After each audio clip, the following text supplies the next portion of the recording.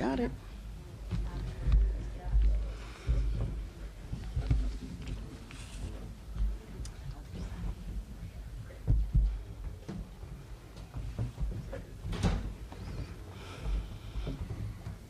Ready? Good morning, everyone. I want to update Angelenos on 3 key areas. 1, preparing for the upcoming winds, bringing Angelenos home, and rebuilding and recovery. So first, the winds. Everyone needs to be on high alert. The National Weather Service has declared a particularly dangerous situation, the most urgent warning for wind and fire danger. Los Angeles and partner firefighters are pre-deployed, and we asked Angelenos to be prepared in case they need to evacuate. And as we have said, each day we've done these announcements. If you're in an area where you have a warning, please be prepared to evacuate. And obviously, if you are under evacuation orders, please do not attempt to return. Winds could kick up dust and ash in the surrounding areas of the burn site and beyond, so you can visit lacity.gov about safe ways to ensure that you are protecting yourself and your loved ones outside. Second, bringing Angelenos home. I've met with survivors over the last several days, and the number one question is, when can I get back to my property? So let me tell you, there is nothing that we will not do to make sure that you are able to return safely. So here is where we are. There is limited reentry for residents who have been evacuated. There is a portal to check if your neighborhood is open for reentry, which can be found at lacity.gov. But to get through checkpoints, you're going to need photo ID with your name and address on it. In the Palisades area, there have recently been allowed reentry in certain areas. LA Sanitation will be operating an additional residential curbside pickup today in advance of the regularly scheduled pickup on Tuesday. But please avoid disposing of ash, hazardous waste, and burnt debris in bins. Fire bins have been removed in a phased-out approach beginning with the U.S. EPA. Reentry is based on safety. For those who cannot yet visit your properties, it's because firefighters are still at work to prevent fires, to prevent flare-ups. There are hazardous materials being dealt with. Utility repairs are underway, or there is other emergency work that makes it unsafe to be in the area. So note as well, there is still a do not drink order in the 90272 zip code and some surrounding areas. Third, the recovery. First, the city's one-stop disaster recovery center at Pico and Westwood is open every day from 9 a.m. to 6 p.m., and it's where you can find an array of services on every level of government.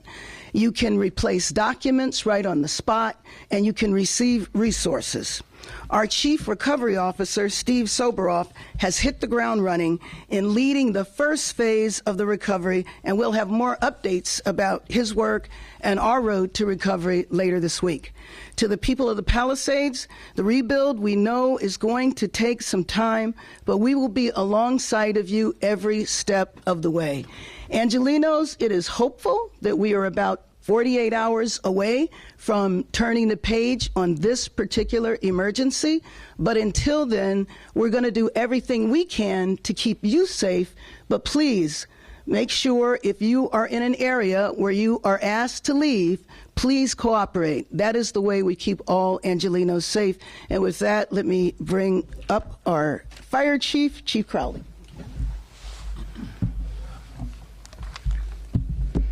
All right. Well, good morning, everyone. Just a real important update for everybody. An extreme wind event is upon us, peaking Monday night into Tuesday morning with wind gusts of 60 to 80 miles an hour over the Los Angeles County area. Local gusts in the mountains may reach up to 100 miles per hour at the peak of this wind event. As this is the third significant wind event of the year, and we're very early into this year, the vegetation is critically dry with relative humidity nearly 10%. This means that if it is ignited, extreme fire weather and behavior is probable. So everyone here urges the community to stay alert. To prepare for these winds, the LAFD has deployed all available resources and strategically positioned fire patrols, fire engines in the high-risk areas across the city of Los Angeles. We have issued a red flag parking restrictions and is in specific designated places to allow for rapid response in our hillside communities.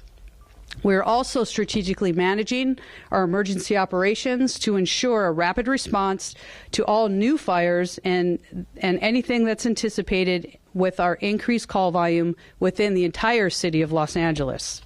In addition to this robust resources deployment of the LAFD, our regional and state partners have pre-positioned fire engines and aircrafts across Southern California to ensure a swift response to any fires in the area.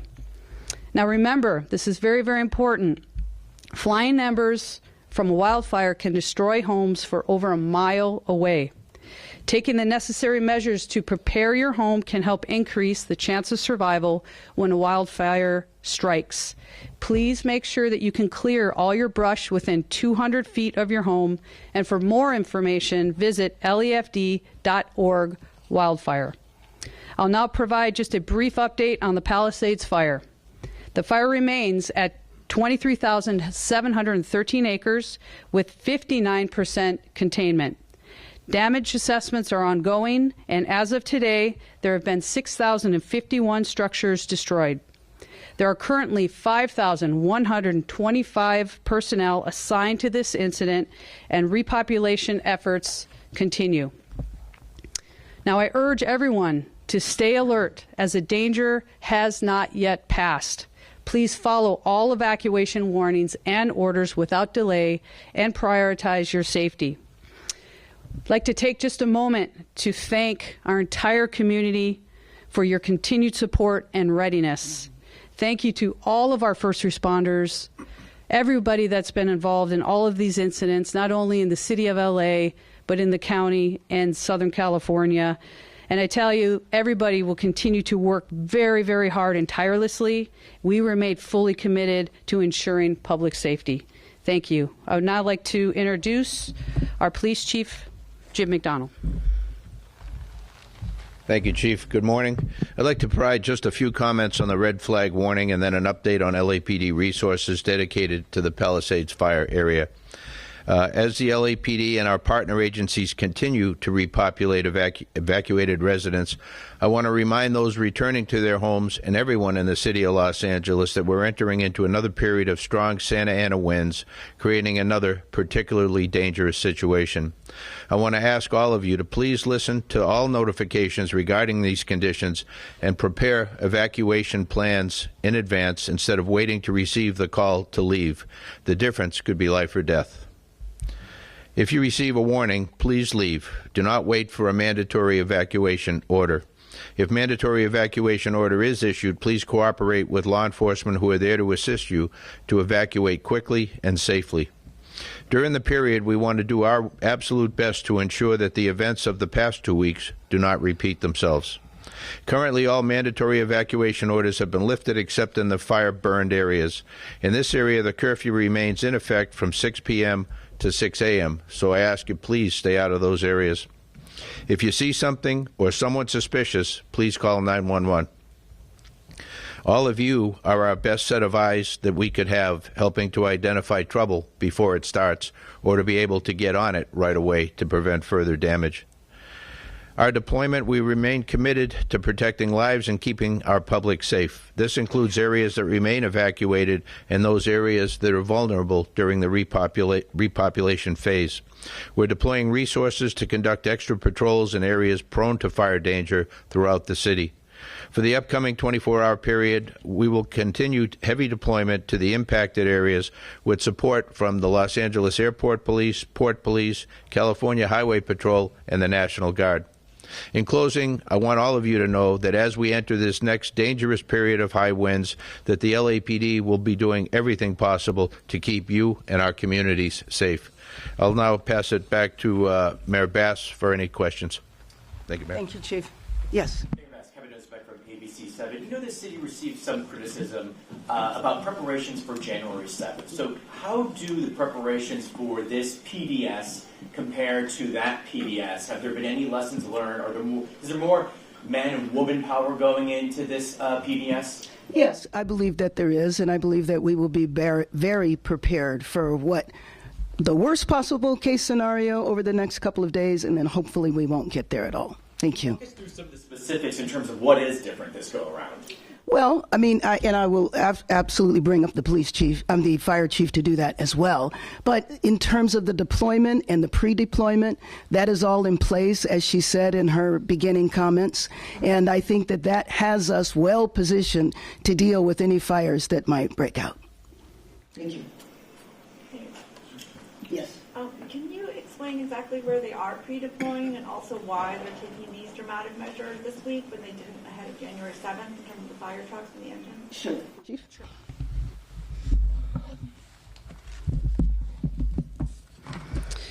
So I want to start with your specific question, and that is what is different today than it was 14 days ago on January 7th. So from our lens, we're looking at it from, yes, we have extensive and extreme winds. Santa Anas are here.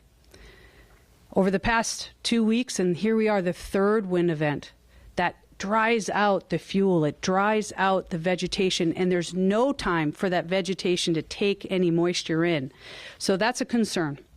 So you look at where we were compared to the 7th to now, additional resources are in the region from the federal level. In fact, I'm aware of additional super scoopers that are here ready to serve us, standing by, in addition to everything that is pre-deployed within the area and the region in case a fire breaks out. And that's just on the federal, the state, and local level. So to focus back on what the difference is, the additional resources are here from the pre-deployment within the LAFD side. The system has been working in regard to the pre-weather conferences that we have, the high-level discussions that we have that occurred on the 7th compared to where we are now. And yes, we have pre-deployed and augmented additional resources compared to then. But that explanation is exactly what I just expressed, was this 14-day third wind event with also resource deployment of what's still working at the Palisades fire, the 5,000 additional personnel on top of the LAFD 25 engines that are still assigned there. So that it also comes into account of how we make our decisions of where and how we're going to pre-deploy. And that's what went into the decisions prior to the 7th as well as today. And the two questions I asked about well, specifically where are the engines, the extra trucks? Sure. I can give you that. And we can give you a full list as well of where we're pre-deploying. And so we're augmenting and pre-deploying. The augmenting piece, I don't want to get too technical, but is where we know that we have additional resources that are still assigned to the Palisades. We augment with those engines. In fact, we have 25 engines, like I said, that are still staffed by LAFD in the Palisades. The pre-deployment, we use tactical task forces. Those are 3 engines. Those are located throughout the city. They're located at Fire Station 77, Fire Station 84, Fire Station 59, Fire Station 82, and we also have additional strike teams that are pre-deployed, but we can get you the exact locations of where they are located right now, today, pre-deployed, augmented, and that was our game plan to prepare and also lean on our additional resources that are here in the region. Just to follow up, can you define augmentation versus pre-deployment, just to make sure we are all on the same page with that? Sure. So the augmentation is where we utilize our additional field personnel from the LAFD specifically, where if we have, think about where we have engines that are already at the Palisades, those are physically assigned to that area. We utilize other engines that, and that's what we've been talking about, where those 40 engines that are always married up with our trucks. We'll add additional personnel to that, and that's that augmentation to almost like backfill where those other 20 engines, plus there's a Cal OES engine that are assigned to the Palisades. So the augmentation is to also assist us not only to lean forward, to ensure that we have properly pre-positioned, and so that's just extra personnel that will fill in for those other engines. The pre-deployment is very, very thoughtful and strategic, where, again, think about how large the city is in regard to where we have brush, where we have wildland, and where a fire may ignite within the city. So there's a lot of thought and decisions that have to come into play as to where we can properly place them so they can be utilized the here and now. And on top of that, I think it's really important that also everybody understands is our fire department is also still responding to those 911 calls in the time of need, and we're extremely busy in the city. That is our job, to ensure that we're providing that 911 service ongoing on top of pre-deploying, augmenting, and still responding to the Palisades fire. So last week, LAFD sent out a press release showing where everyone was pre-deployed on the 7th. And it added up to 122 firefighters. Can you give us a sense today of how many firefighters are pre-deployed and part of this augmented plan? Just kind of see how it compares to the 122. Yes. I actually do have those numbers, and we'd be happy to push this information out for a side-by-side comparison. Like you said, it was 122 or so personnel on the 7th. It was 15, like we talked about, augmented engines and 14 pre-deployed. Today, we have 64 augmented and 30 pre-deployed. And we'll give you the whole who and what and those types of resources, again, to focus on what is the difference, and that's your question, of where we were on prior to the Palisades and where we are now. Now, knowing what we know with the Palisades and our pre-deployment, the system that we follow, that's the first question that you asked. The second one, again, is the 14 days of this third wind event. And where we are as a city to ensure that we can augment and pre-deploy as many resources that we can. That's the difference between the two pre-deployments and augmentations. Thank you. Mayor, good morning. President, well, he'll be President Trump in about 10 minutes or so. President Trump has said he'll be here Friday. Do you plan to meet with him? Absolutely. I joined in the invitation to the president along with the governor and Catherine Barger, so it's certainly my hope to meet with him. I know it's going to be a quick visit. I'll say welcome to Los Angeles and immediately go into what we're facing right now and how we hope to continue the federal partnership, which we already have. So it's not like things cut off from one day to the next. You know, the FEMA representatives that we have here, Army Corps of Engineers, I mean, that has continued. And, you know, it is my hope that he will be very supportive. You know, he said yesterday from Washington, D.C., to his supporters in a rally, that he'd bring the best builders to Los Angeles, that he was committed to kind of spearheading this effort. Is kind of the theme I took away from hearing what he said. No, but I'm telling you stuff you already know, but that was a theme that I got. So I mentioned that only to ask you what your thinking is on recovery. Well, first of all, you know, we kicked off and announced our Chief Recovery Officer on Friday. We are underway in terms of what we need to do to get people back home and to get their houses rebuilt as quick as possible.